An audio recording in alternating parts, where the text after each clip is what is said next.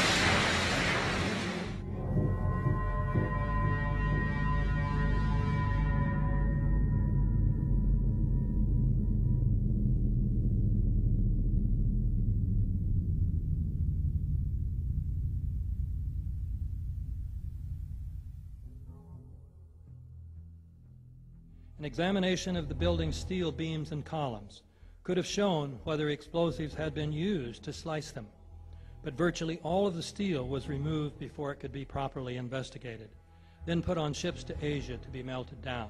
It's important for us to not reveal how we collect information. That's what the enemy wants. And you have no evidence that the government's behind 9/11, and I frankly think it's an awful thing to allege, considering it's not true, and you haven't proved that it is. It's totally implausible. Like, we would report that if that were true.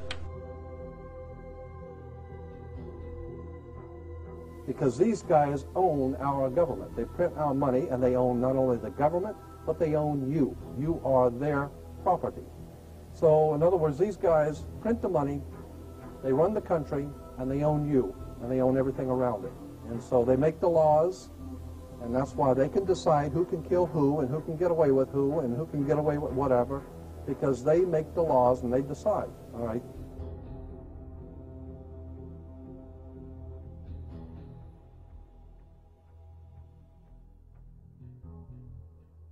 On that day, what did the president say to you? The president, in a very intimidating way, left us, me and my staff, with the clear indication that he wanted us to come back with the word that there was an Iraqi hand behind 9/11, because they had been planning to do something about Iraq from before the time they came into office. Did he ask about any other nations other than Iraq? No, not at all. It was Iraq, Saddam, find out, get back to me. And were his questions more about Iraq than about al-Qaeda? Absolutely. Absolutely. He didn't ask me about al-Qaeda. And we said, but Iraq had nothing to do with this. And that didn't seem to make much difference.